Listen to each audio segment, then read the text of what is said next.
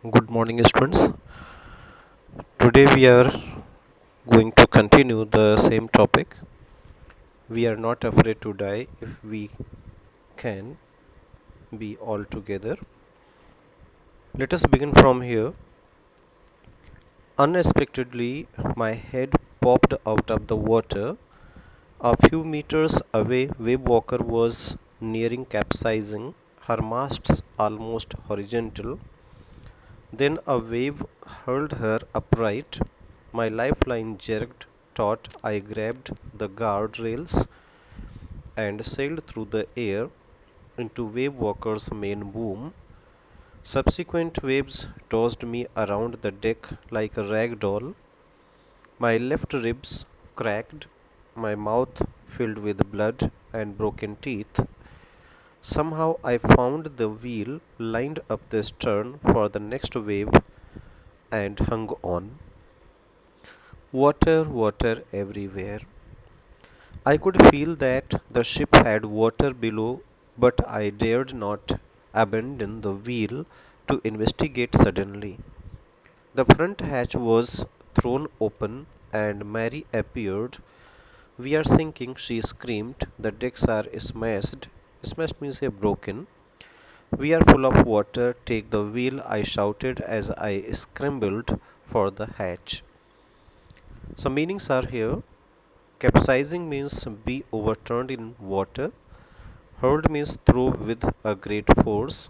Taut means stretched or pulled tightly. Boom means pole that controls the angle and shape of the sail. Scrambled means climb, claw one's way. Hatch means a door. Explanation of the above passage is the narrator's head popped out of water. The ship was about to overturn, but a wave turned her upright. His lifeline jacket was stretched. He grabbed the guardrails and sailed to the ship's main pole. The waves tossed him around the deck. He was injured as his left ribs cracked. His mouth filled with blood, and he had a broken tooth. He found the wheel, lined the stern for the next wave, and waited. There was water everywhere. The narrator could feel water below the ship, but he didn't leave the wheel alone. Suddenly, the front door opened, and his wife Mary came screaming that they were sinking. She said, "The decks are smashed, we are full of water." The narrator handed her the wheel and climbed towards the door.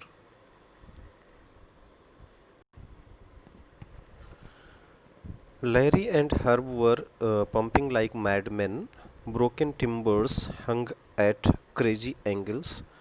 The whole starboard side buggled inwards. Clothes, crockery, charts, tins, and toys sloshed about in deep water. I half swam, half crawled into the children's cabin. "Are you all right?" I asked. "Yes," they answered from an upper bunk. "But my head hurts a bit," said Sue, pointing to a big bump above her eyes. I had no time to worry about bumped heads. After finding a hammer, screws, and canvas, I struggled back on deck with the starboard side based open. We were taking water with each wave that broke over us. If I couldn't make some repairs, we would surely sink. Some meanings are here.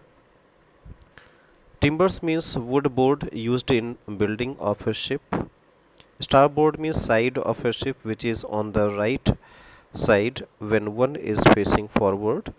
Bulged means swell. Sloshed means move through liquid with a splashing sound. Bashed means strike hard or hit. Now let us have the explanation of the above passages. The crewmen Larry and Herb were pumping the water very fast. The timbers of the ship were broken and were hanging badly. The starboard of the ship had sunk. Clothes, crockery, charts, tins, and toys were roaming around in deep water. The narrator swam and crawled to the children's cabin and asked the children whether they were all right. The children replied yes. Sue, his daughter, complained about a big bump on her head. The narrator didn't pay much attention to it as his major concern was to save them. The narrator found his screws, hammer, and canvas. He went back to the deck.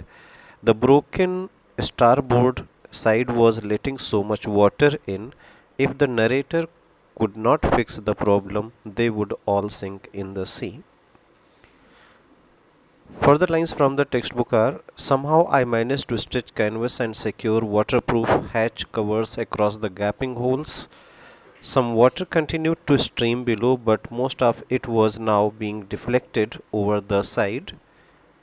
More problems arose when our hand pumps started to block up with the debris floating around the cabins and the electric pump short circuited. The water level rose threateningly. Back on deck, I found that our two spare hand pumps had been wrenched overboard along with the forestaysail, the jib, the dinghies, and the main anchor. Then I remembered we had another electric pump under the chart room floor. I connected it to an out pipe and was thankful to find that it worked. Deflected means here turned aside, canvas means a strong, unbleached cloth, debris means rubbish, wrenched means pulled suddenly or removed. Forestay means a rope to support ships foremost. Dinghies, a small boat for recreation with mast or sail. Further explanation of the above passage is: the narrator stressed the canvas cloth and secured the waterproof hatch which covered the gaping holes. Some water streamed below and some was now deflected over the side. The hand pump was blocked as rubbish was floating around the cabins and entered it. The electric pump short circuited as the water level rose. The narrator found two hand pumps had been removed along with a rope. Jib, a small boat, and the main anchor. He found another electric pump under the chart room. He connected it to an out pipe and it started working. Further lines from the textbook are: the night dragged on with an endless, bitterly cold routine of pumping, steering, and working the radio. We were getting no replies to our Mayday calls, which was not surprising in this remote corner of the world. Sue's head had swollen alarmingly. She had two enormous black eyes, and now she showed us a deep cut on her arm. When I asked why she hadn't made more of her injuries before this, she replied, I didn't want to worry you when you were trying to save us all.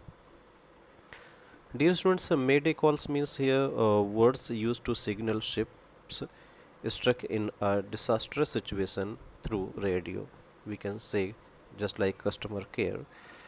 Explanation of the above line says: the whole night was about the endless routine of pumping out the water, steering the wheel, and working the radio. There were no replies to their signals sent over the radio as they were in the remotest part of the world.